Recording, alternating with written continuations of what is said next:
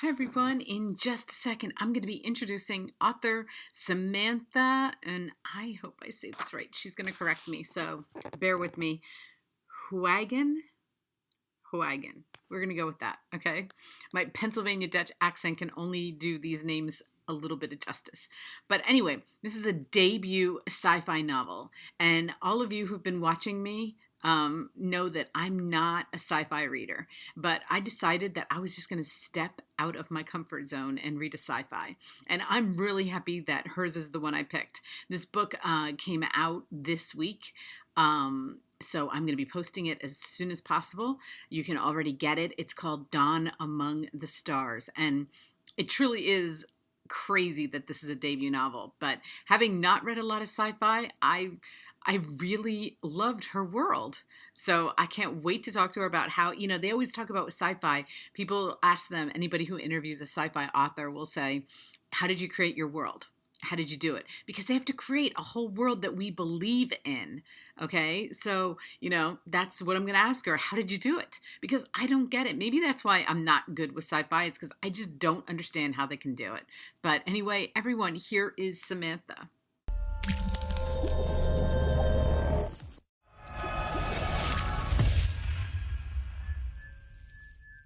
Hi, everyone. I am so excited because I am speaking with author Samantha Heuwagen and about her debut novel, which I cannot believe. And she's got the book right there. It's called Dawn Among the Stars. Ah, look at that.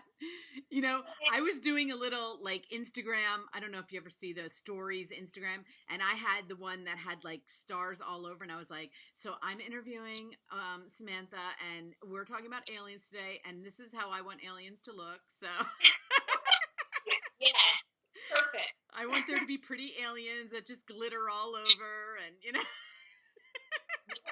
That's pretty much what, the Martians do. So, of course. exactly. But so I stepped out of my comfort zone. I am not a sci-fi reader. So maybe I'm like the best person to do this interview because I don't read a lot of them. I find it really difficult. Even fantasy, I am a very difficult fantasy person. I am very much more, I don't even know what you want to call that kind of personality. You are the psychiatrist, so you can tell me, but I'm like, it has to look. Therapist, not a psychiatrist, That's like therapist. therapist. Right, therapist. I am like one of those people that Still ethically doing my job. right? It's like it has to be so black and white, and as soon as I have to start imagining things, I get like, oh, where am I? But I loved these characters so much that to me, it wasn't your typical about so much the world as much as you made it character driven. And so I could fall in love with the characters and where they were and what they were doing was just the other thing. And so I had a really easy time with it. And so I want to tell people who get a little bit like me, like, ooh, I don't know if I can do it. If you don't, if you want to yes, I want to read about aliens, pick this one. Okay. Yeah. Or if you want to read about humans doing crazy things in crazy circumstances, pick this one. That's right. Like, so, I'm kind of like you. When I first started this journey, it wasn't like I'm going to write the next space opera or anything like that. It's just I had a story to tell. I had a message, and that was mental health isn't anything to kind of give a little side eye to, isn't to downplay. It is a tool that can be used for positive, wonderful things. I think in literature these days, people who do have mental illness are always portrayed as the villain. So when I got this idea, when I started writing, it wasn't about like the science of science fiction. It just happened to be with aliens. Aliens are cool. Like I really enjoy the idea that there's something else out there. I don't know what it is. Look, I don't think I've ever met an alien, but We could have. right? So yeah, it was character. Or excuse me, it is character driven because that's what I'm interested in. I don't care where I go. If I'm like, in a Game of Thrones type of book or another type of sci-fi, I don't care. I want to know the people who are playing out whatever it is that they're doing, and I want Right. to feel them. Right. And that's what I did. And you know what? I took a little Instagram poll because I was like, does anyone want to see, because they have this new polling thing and they were like, I was like, does everybody want aliens to be real like I do? And everybody says yes. And I think that in this day and age, because of our technology, now I could be your mom, okay? But when I was growing up in the 60s and 70s, aliens were so like the outer space was too far away. nobody could comprehend that there was an outer space. So when you'd say aliens, it was all like, what are you talking about? Now that we have the technology and we know that there's so much out there, to think that there's not, I think is really kind of funny. Like, to me, it's Yeah. like, just our teeny tiny little planet. Like, Yeah. I don't know what it is. I like friends that like meeting new people. So the idea of something like an alien, whether it be something like you and I, or like a little baby little thing or whatever, or something that just can't communicate the way we do. I don't care what it is. I'm just curious. Like, I want more friends. I feel like there are people or something, animals, whatever out there, whatever they are. I'm here for it. I'm here for it. Yeah, absolutely. And I do think that I have this like vision that it's kind of like a different frequency. So they're kind of like walking around, but we can't see them. And, I have that kind of a vision, Yeah. Like with Down Among the Stars, for me, it was like, okay, we're political. They have to be political. Now, it might not be how we see politics here in the United States or the world, wherever you are, but there's got to be some kind of like hierarchy and structure and keeping everything balanced. I don't know what it is. So that's kind of how I played into that mentality in Down Among the Stars. I wanted to know what the setup was. Because if we didn't know about them, but everybody else knew about us, that's really strange and would put us at a disadvantage, So, yeah, I love that concept and that idea. Well, I love the first page, and I was reading it on my Kindle, but I love the first page that because it's like this little paragraph, and then at the bottom you put aliens are real, and I was like, yes, and it like hooked me. I mean, right there, I was like, yes, because I love a first page, and then I'm like, yes, okay, let's read about aliens. I want to do that, but science fiction spends a lot of their time setting up that aliens are real. I'm like, we're past it, y'all. We already know. We got this. Let's go and do something else. So that's kind of where that inspiration came from. Because I, again, as a therapist, like to get into the meat and potatoes relatively quickly when I work with clients. So I was like, yeah, we got it. Aliens are real. That's a problem. What's happening now? I like that. I didn't even look at it like that, but it's like, yeah, just deal with the thing first, and then it's like, okay, let's move on to what's going to happen to the rest of the story. So let's just already say that that's a fact, and then like we're not arguing about this. We're not arguing about this. I do like that. Well, this book is put in 3 parts about 3 different people, but lives intertwine and everything. But I loved, and I hope I'm saying her name right, Kayan. Yeah, Kayan Abbas. Yep. Yeah. Well, okay, so you said you are a therapist. You wanted to give them a little bit of personality, kind of disorders. And I loved her because I have had panic attacks my entire, I don't know that when I didn't have a panic attack. Okay. But, so right when I started reading her, I was like, so getting her, Yeah. and it's just interesting because, having had them, I used to get panic attacks in the days when people didn't know what they were. Yeah. Okay.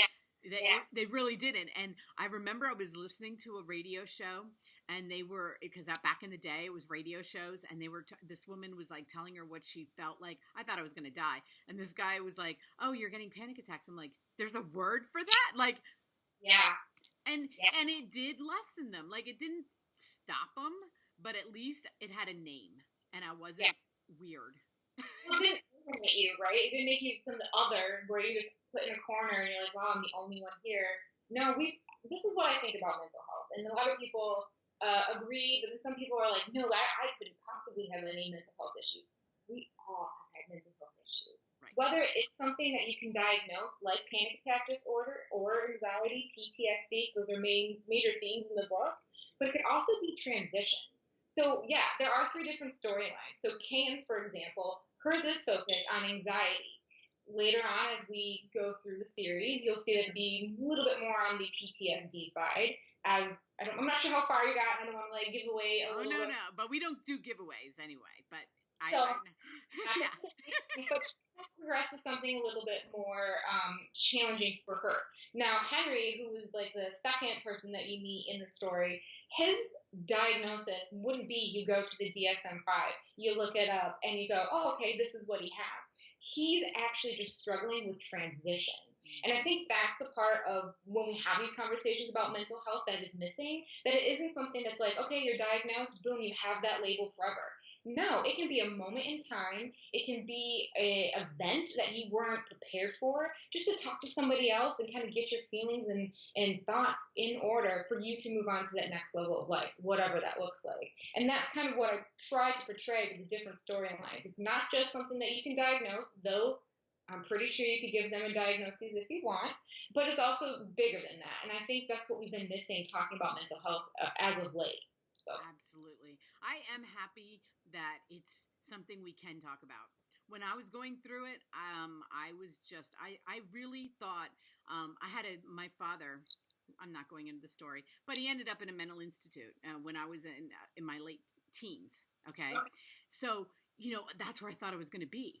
So everything that was happening to me, I was like, oh my gosh, I'm going to be there. And I think that's what everybody gets afraid of, that it can be something very small and if you just talk about it, like, it's not so extreme. And of course, maybe even his wasn't, but this was in the 80s, so maybe his wasn't even as extreme. But I just knew where he ended up, and I knew I didn't want to be where he was, and the fear of that caused the, Right. Well, in 2018, we've come a very long way. I think therapy is becoming more accepted. Maybe not in all communities, but it's definitely something people are aware of. They know that there is help out there, whether it is that they seek it. But at least I like now that people know that it exists, and it's not, I'm going to throw you in a mental institution. It's just talking to someone. You come in with goals, and you work with that person, or maybe it's a team, whatever, to reach those goals. And that's pretty much all it is. And look, I'm a therapist, so I'm going to be a big fan of it. But it's very helpful for whatever you're doing in life or whatever you're looking to better in your life.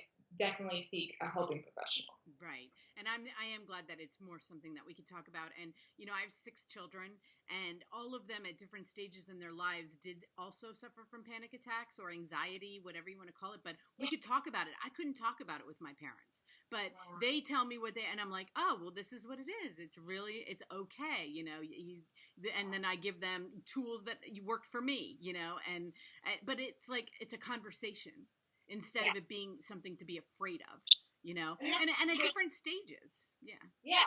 That's such a good point, because even as a therapist, I have tips and tricks that I pull on semi-regularly for like certain instances. Like, I'm not sure if your readers or your watchers know that I'm a sex therapist, so I kind of focus on the survivorship of sexual assault and trauma.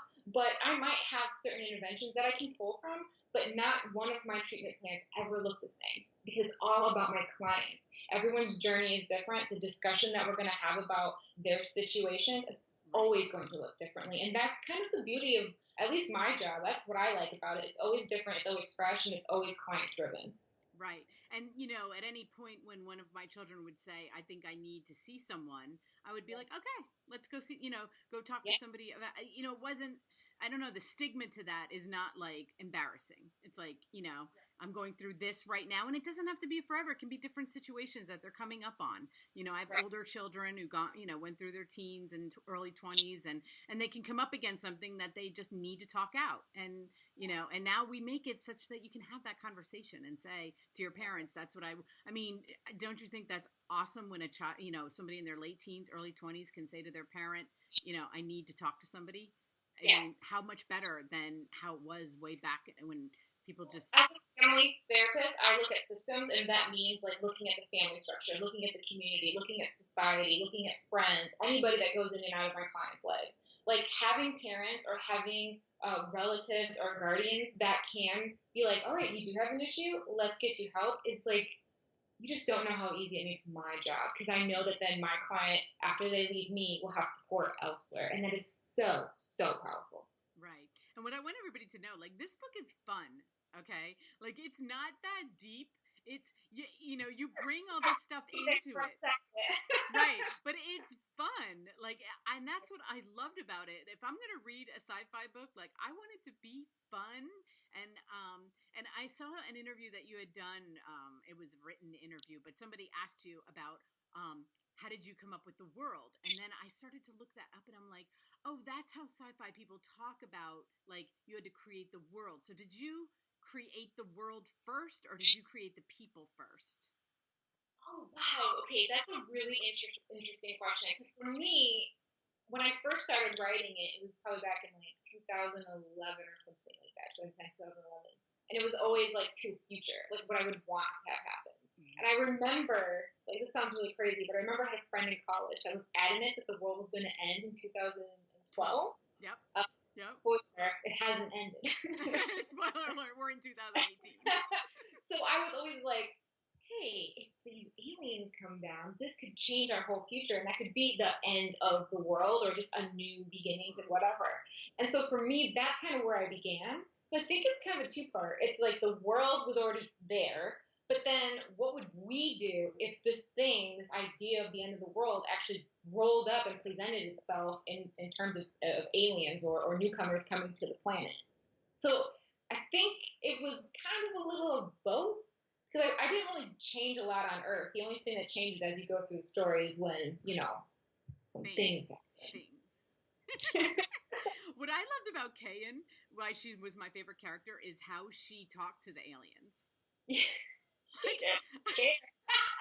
I just she is a feisty Latina. She's like, no, I can't say much, but she was like, not today. Not today. I was like, she wasn't terrified. She was like, no, you didn't just do that. No, that is not what is going on here. Like, she wasn't afraid. She wasn't, she was a little freaked out, but she wasn't really like ultimately, she was more sobbing and being, right on another level. No, I really, because we see. Now I'm going to get into feminist territory for a moment. We see a lot of male-driven science fiction, and they are like just off the bat, like I'm here, I'm doing it, like they're aliens, I'm gonna fight you, like whatever. We always see that, but we always see the gals that are just like, fine, like I'll fight the aliens. Good luck. Right? Because if someone's gonna come up to me, be like, I'm an alien, I'm gonna be like, okay, well, let me process this. Oh, wait, you're going to fight me now? I'm going to fight you. I just wanted strong characters, strong females that weren't going to go hide in the corner. I wanted them to be a part of the action because, again, we're humans. And though we are socialized in different camps for some of us, I know it's changing now in 2018, thank goodness. But I just wanted to see somebody like me who wouldn't just cry in a corner. I'd taken my baseball bat too and go into town if I had to. Yeah, and this isn't a spoiler because it happens in the beginning of the book, but when they like knock her out because they couldn't deal with her, they were like, yeah, she needs to shut up or whatever. We need to just calm her down, And then she wakes up and she was like, and they're like, yeah, sorry about that. She was like, what the hell was that? Like, what is going on here? I was cracking up and I was like, see, okay, this is why I don't read a lot of sci-fi because how many people laugh during sci-fi books? Not too many. But this was like laugh out loud sci-fi. So I love that. I love that you gave them such personalities and everybody, this is not the only one because I know that because in the title it says book 1. So I think there's going to be 4 more. I'm almost done with the second, so you can find the second one coming to you probably early next year. But it's going to be a saga. It's going to be a lot of ups and downs and twists and turns. So if you like the first one, get ready. And especially if you like the first one for the mental health piece, social justice takes center stage in the second book. I love that. And I love that as a debut novelist that you did that because I was talking to a Canadian author one time, and this was like last year, I don't even know which one, but I said to her, what was the best piece of advice you ever got? And she said, for my first book, somebody said, make it a series and you will get fans. And she said, I never stopped writing series. She had like 5. I mean, her whiteboard was incredible. Like she wrote everything in series, but I really think for you, like to get your fans really attached to these characters and bring them through. I think that was really smart. I really do. I think that's going to do really, really well for you. And, which when I saw that, I was like, oh, yes, that's good. I will write this series. It's kind of weird. I know authors that always have other ideas that are always working on something else. There's something about the series that I can't let go. And I don't know if that's like the universe is telling me stuff or whatever. I have no idea how we want to feel about it. But I definitely feel that there's a place for the series. I am here for the fans. If they want 1 million books, look. You're like, I was we'll take a book. hysterical. I love when you know what I love when you guys do is like take one of the books and like go towards that family, and then take another one and go like into these branches of a whole world, because Yeah, then you get to see like the picture of the whole world. But if that's yeah, what you're feeling, like I definitely think you should do that. I think it would be really fun for you because yeah, in this world of like Netflix and Amazon and all that stuff, I mean, what is a better thing than to make a world like this and have it get picked up as a series? I mean, hey, what, Netflix, you can call me anytime. HBO, I'm here for it.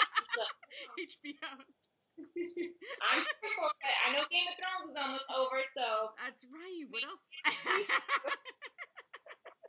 Yeah, let's go from that like dark world. Let's brighten things up a little bit.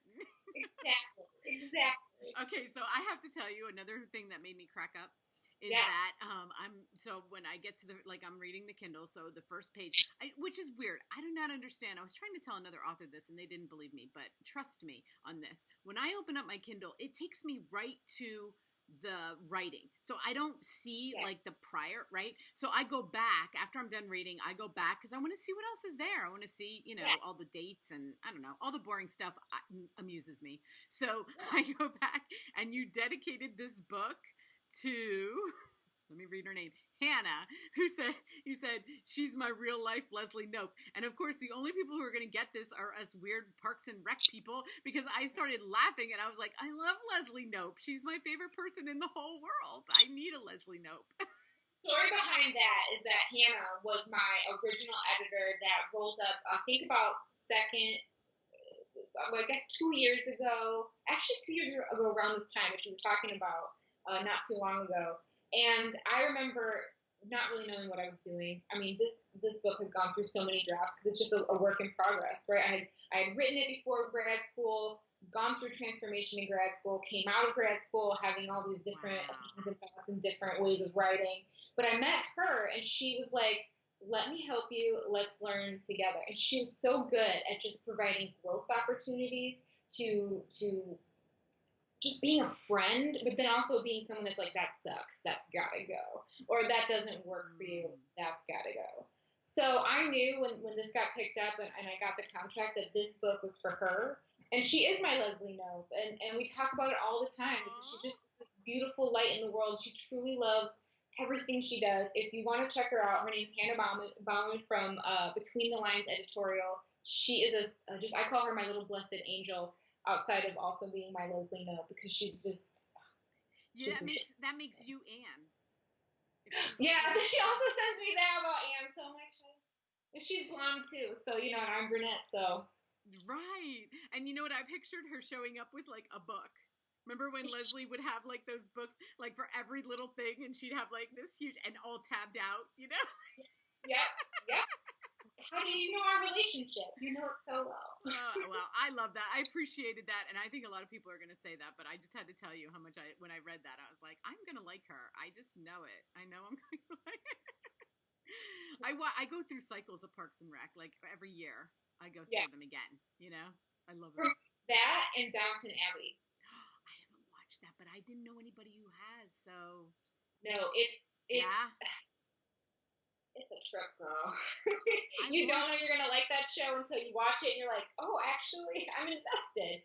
That's actually in my brain. I just went on a different tangent, but they wrote the series, whoever they are, or whatever, wrote the series with very strong character-driven plot lines. So it isn't about being in 20th century England, World War I England. It's really about the characters and how they interact in all these different times and places. Wow. So you liked this, you'll like that too. Well, and you know what? With all the royalty stuff going on at the moment, because of the wedding and everything, and I really do love like the history of royalty. I've always seen it, but then I didn't know anybody who watched it, so I've been wanting to ask. So now, and I will email you. I will watch it, and then I'll be like, "Oh, girl, oh my God, what happens?" You always want to drink tea when you watch it too, so. Oh, okay. So I'll make sure to make some tea. All right, perfect. Well, hold up the book one more time because I want to show off this awesome cover. Yay. Look at the cover. Yay. I love it. Love it. Who is that? Who is that? We don't know. I just love how it's like I don't know, like the flares on there. Like I'm Yeah, pointing to it, like you can tell, but you know what I mean. layers. The I shit. mean, I'm really happy with the colors. I'm a book a cover person. I mean, so Yeah. the colors show off, and then the flares. I think you should be really thrilled with that. I really Yeah, am. I am. You know, it was really funny this story when I first got the official. This is what your cover's gonna look like. I was at my cousin's wedding rehearsal, and I was like, you know, everybody's having a good time, but I was about to burst into tears. So I just like took my phone and went to the bathroom and Oh, sobbed. But they were happy tears. And the poor bride came in. She's like, "What's wrong, Samantha?" And I was like, my baby. she starts crying, and we're like, "Oh, this isn't about me. It's Oh. about you." She's like, "It's about all of us." So shout out to Rachel for being supportive. Good Oh, job. that's awesome. Well, I'm going to have all of Samantha's links listed underneath here. So, and then I'm going to have the Amazon button that you push and then you go to one click and then you get it 2 days later. It's the best thing ever. Or you can get the Kindle right away if you want the Kindle. But I love that. So I'm going to have the link right to the book and then all of Samantha's links, and you can find her everywhere, and your website also. So Yeah, thank you so much. And you know what? When the next one comes out, like, just, yeah. you know where to find me, and we'll talk before it, We're and now then best friends. we're now best friends. So it's fine. Right. And then we can do it beforehand, and, you know, we can talk. It'll be awesome. I love talking about books before anyone else. So it's like so Awesome. much fun. So thank you so much, Samantha. I'm so happy I found you. I don't even know how I found you. I just, It was like just through a friend of a friend, and they're like, somebody has a YouTube channel. I was like, hey, what's up? it's So, awesome. I'm so happy. I'm so happy I got to read your book, thank you. and I can't wait to read the rest. So we won't say goodbye. We'll just say see you Okay. later. All right. Okay. Bye. Have a great day. You too. Bye.